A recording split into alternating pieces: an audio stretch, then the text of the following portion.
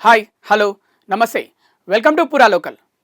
రానున్న రోజుల్లో కాంగ్రెస్ ప్రభుత్వాన్ని చీల్చి చెండాడుతా అన్నారు మాజీ ముఖ్యమంత్రి బీఆర్ఎస్ అధినేత కేసీఆర్.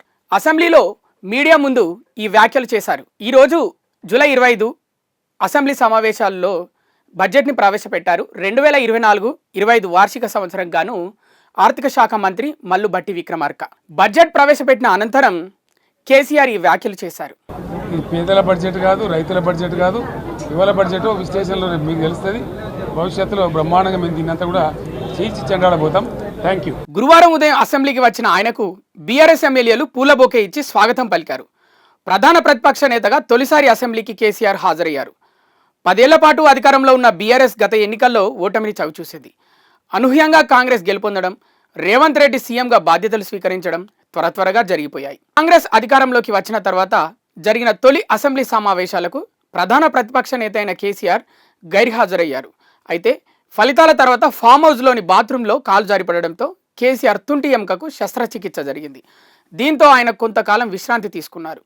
ఈ కారణంగానే ఆయన సమావేశాలకు హాజరు కావడం లేదని బీఆర్ఎస్ నేతలు చెప్పుకుంటూ వచ్చారు. ఇక కొద్దిగా కోలుకున్న తర్వాత ఎమ్మెల్యేగా ప్రమాణ స్వీకారం చేసేందుకు కేసీఆర్ అసెంబ్లీకి వచ్చారు. అయితే ఈ నెల 23 నుంచి మొదలైన అసెంబ్లీ సమావేశాలకు కూడా కేసీఆర్ గైర్హాజరయ్యారు. కానీ రాష్ట్ర బడ్జెట్ ప్రవేశపెట్టే రోజు కావడంతో కేసీఆర్ ఖచ్చితంగా వస్తారని బీఆర్ఎస్ ఎమ్మెల్యేలు స్పష్టం చేశారు. అసలు కేసీఆర్ సమావేశాలకు హాజరవుతారా లేదా అనే దానిపై నిన్న మొన్నటి వరకు సందిగ్ధత నెలకొంది. చివరకు అనుకున్న విధంగానే కేసీఆర్ నేడు అసెంబ్లీ సమావేశాలకు హాజరయ్యారు. ఈ నెల 23 నుంచి అసెంబ్లీ సమావేశాలు మొదలయ్యాయి. నేడు అసెంబ్లీలో ప్రభుత్వం రాష్ట్ర బడ్జెట్ను ప్రవేశపెట్టింది. ఈ క్రమంలో సమావేశాలు మొదలైన తర్వాత 3వ రోజు కేసీఆర్ సభకు హాజరయ్యారు.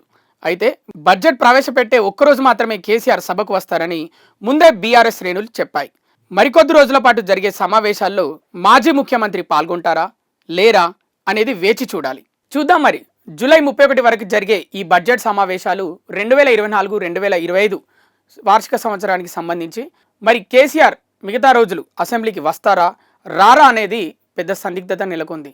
అసెంబ్లీలో కాంగ్రెస్ ప్రభుత్వం ప్రవేశపెట్టిన బడ్జెట్పై అసెంబ్లీలో ఆయన ఏం మాట్లాడతారు, ఏ విధంగా విమర్శిస్తారు అనేది తెలుసుకోవాలంటే మనకు రేపటి వరకు వేచి చూడాల్సిందే. అప్పటి వరకు చూస్తూనే ఉండండి పురా local, your choice for local voice.